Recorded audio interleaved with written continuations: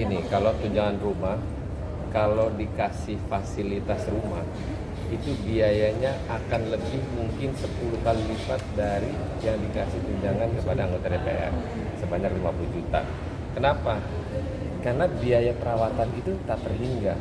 Ya, banyak rusak AC lah, perlengkapan di dalamnya. Kenapa waktu itu banyak yang kasih masukan lebih baik dikasih tunjangan tunai, di mana tidak memberatkan negara agar posisinya tidak anggaran negaranya tidak terganggu. Cuman ngurusin rumah jabatan DPR. Bayangin 580 anggota DPR kalau rumahnya dia masing-masing beda-beda tuh kasusnya. Misalnya kayak gue 3 periode nggak pernah tahu rumah jabatan misalnya.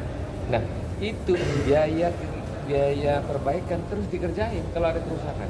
Nah, bayangin kalau akhirnya terus-terusan tiap tahun demikian bengkak, makanya dikasih tunjangan tunai lebih ringan. Berarti emang kalau untuk biaya kerusakan, renovasi gitu-gitu emang beda setiap ini masing-masing? Beda, masing-masing rumahnya itu punya problem yang beda-beda.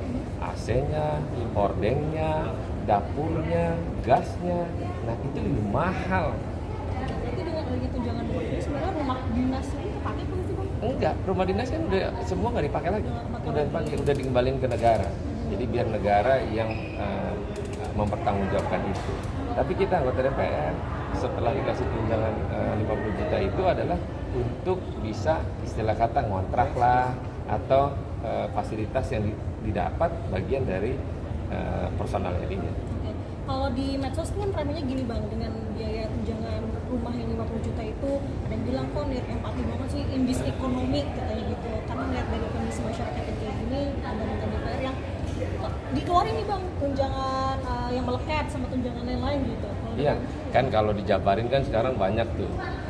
Republik kita itu senang ngeliat orang susah, nggak senang ngeliat orang senang. Tapi kan kita sebagai anggota DPR, jabatan publik yang punya kerja-kerja, yang dimana kalau ngomong diruntuhin, siapa sih yang nggak punya rasa empati kepada masyarakat? Pasti ada. Cuman kan masing-masing orang anggota DPR tidak pernah melihatkan secara nyata hari-harinya suka memberikan satu bantuan kepada halayak masyarakat. Misalnya kayak gue contoh gitu di Dapil, itu tiap hari, tiap minggu, tiap bulan ada. Nah kegiatan-kegiatan yang sifatnya adalah ada empati kepada masyarakat, bantuan yang nggak perlu dipublikasikan kebanyakan orang. Kan ada orang yang suka publikasi, ada orang yang nggak suka misalnya gitu.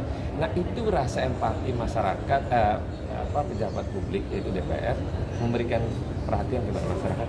Jadi jangan dilihat karena nilai uangnya, fantastis, enggak, itu biasa sebenarnya. Cuman kan ada orang yang nggak senang, gila DPR semau maunya gitu, dapat duit seenak-enaknya ngelakuin hal enggak. Kita orang adalah perwakilan yang dinamai adalah pejabat publik yang juga digaji oleh masyarakat, uangnya pasti kembali ke masyarakat tanpa perlu dikasih tahu ini uang gajian gue kasih ya sama kalian semua, enggak perlu.